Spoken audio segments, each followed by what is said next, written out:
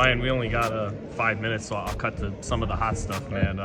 Oscar Duarte, this is a good first fight back. Yeah. But when we look ahead to the big title fights and whatnot, Eddie Hearn has said you and Devin Haney next. He would love to make that. Bob Arum has talked with Oscar about you and Tio at the Sphere. And then you and Tank have said, let's run it back. Yeah.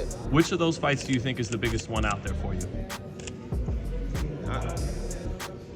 I feel like, you know, I'm interested in all of them. Obviously, you always want to run it back when you take a loss. I feel like at different circumstances, I could beat him.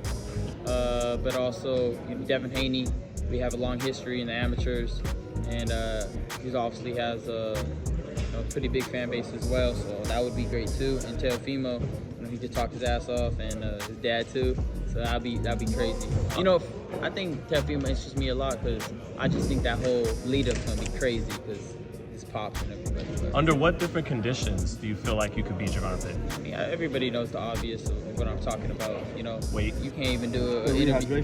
Can you do an interview dehydrated? No. Imagine boxing. Yeah. That'd be other. You know what I mean? So for me, it's like just level playing field. Just if you beat me, you beat me. You know, it is what it is. I took that fight because, again, I was trying to change the system of boxing. As you see, Showtime's out.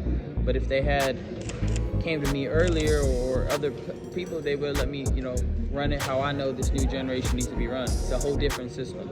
Ryan, you know, and there's a lot of people that are unbelievers of how you should run it now. You know, you guys are important. They don't know how important you guys are. Thanks, Ryan. Without you guys, the sport dies.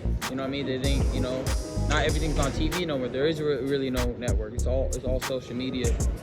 So I was trying to pioneer that, and also was trying to change the blueprint of, you know, having to wait for those big fights over marination. Yeah.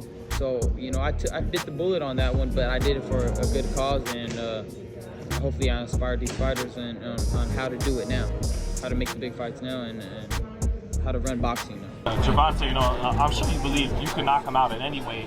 So with that said, why the rehydration clause? Is it the art of war? You know, why? That's what happened when you the 8 side. Dana should have came in at 126. Is that taking advantage of his anxiousness to get that money in that big fight? No, I just... If you gotta be smart. You can't just be a fighter, bro. That's what they want you to do. They want you to 15 minutes here.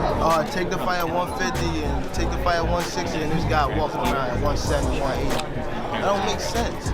Does that, if you said they always got something to say, does that give them something to say, yeah, though? For sure. But does that give them something to say, the rehab where they wouldn't? I mean, what? The people?